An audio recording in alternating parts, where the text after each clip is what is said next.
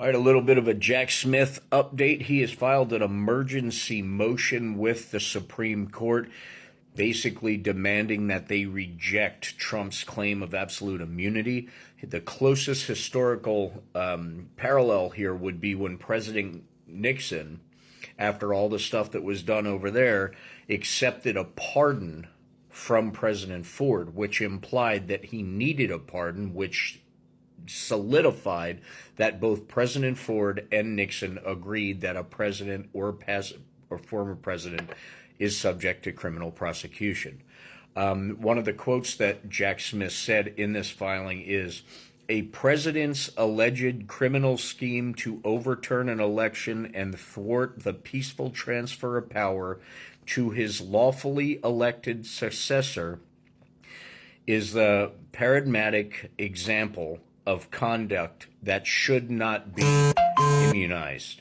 SCOTUS needs to move this forward and not send it back to the states." That would be the delay play in the Trump delay everything playbook, was SCOTUS would take it to the 25th of April, which is when this hearing is supposed to happen, and end up deliberating for 2 to 6 weeks or whatever, and then throwing it back to the states and starting the cycle all over again.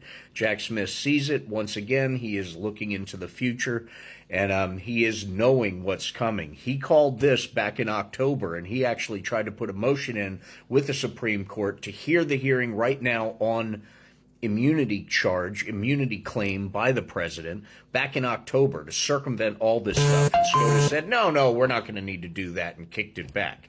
So he saw this coming. So he's definitely prepared for where it is now. And here's a kicker. There's another thing that I've said it in a bunch of videos in the past. There is still the New Jersey documents. The New Jersey documents, the thought, which I have thought also from the very day it happened, is that casket with a cremated ex-wife was full of something that took a lot of very large men a lot of power to carry. That's just logic. So the New Jersey documents case hasn't even been filed yet. That is a backup not only for Cannon's BS that she's pulling right now, because if he files that case, it's a totally different case. Double jeopardy doesn't apply. One of the things Cannon's trying to do, one of her other tactics, is she's trying to force both sides to actually give kind of like dry runs to, okay, here's 2 pretend scenarios. Mr. Jack Smith, what jury instructions would you give the jury under these scenarios? And then, and the same with Trump's side. And Jack Smith was like, where the hell are we? Elementary school? I shouldn't be telling you how to do your job. He was kind of pissed about that, but she's sticking to that.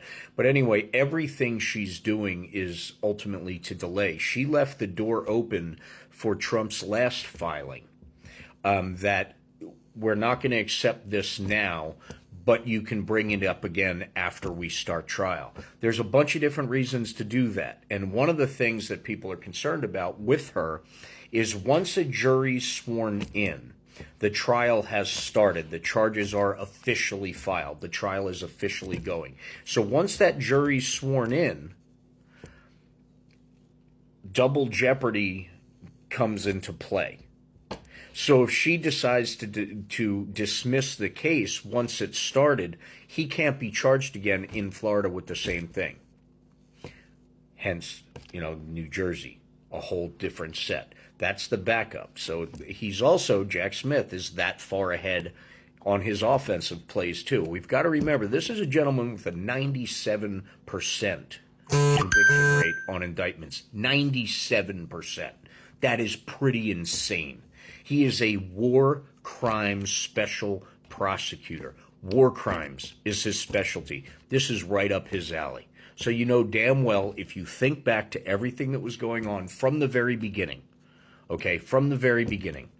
how much information he's collected, how many cell phones he nabbed from senators and Congress people that people didn't understand. Why the heck is this guy's cell phone a subject of an investigation?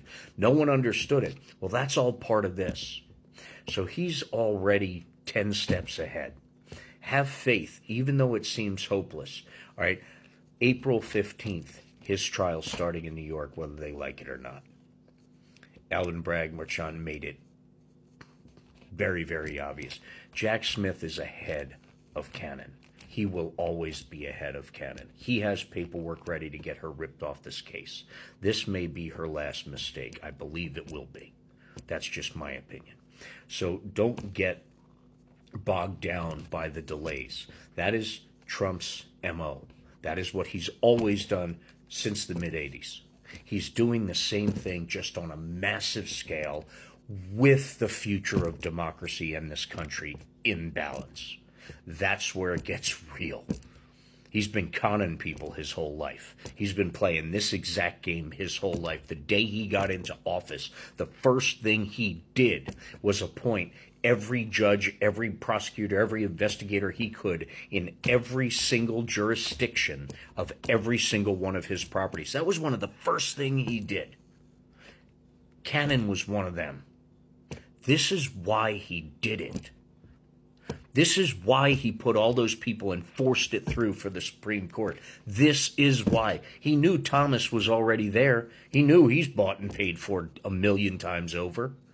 So he put his people in there for this reason, to overturn Roe. And every single one of those people in their hearings, oh, Roe is sacred. Roe is the law of the land. We're not going to touch it. And then they overturn it. He did that on purpose. Now he's bragging about it. We need to recognize this Jack Smith, with the 2 cases and his expertise and his balls out way of just ripping into people and getting the information he needs. When these cases see the light of day in court, and they will, there will also be a New Jersey case. And in that case, we'll be exhuming the casket that is now overgrown with weeds and you can barely see. And getting all that paperwork probably to binder, just my opinion, and everything else, the most valuable of the stolen documents are there. I would bet the farm on it. That's just me. What do I know?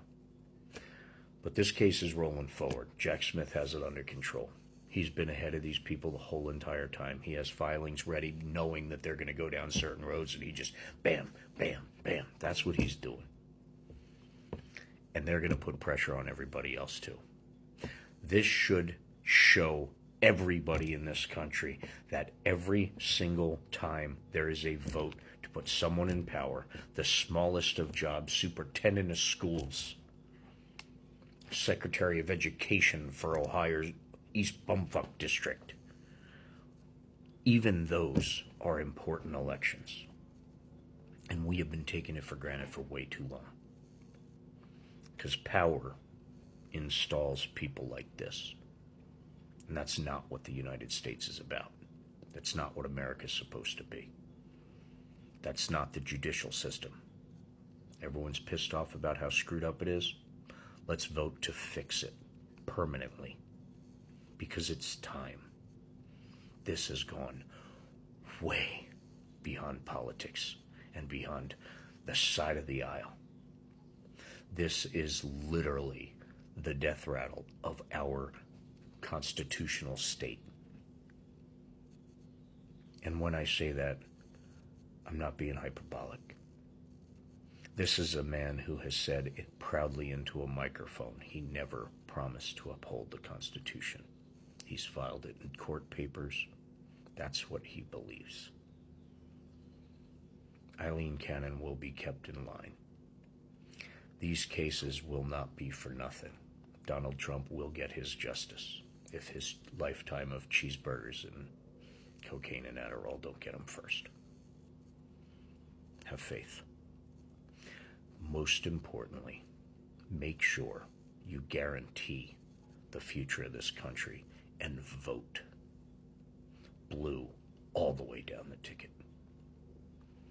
Stay diligent, stay educated, and be kind.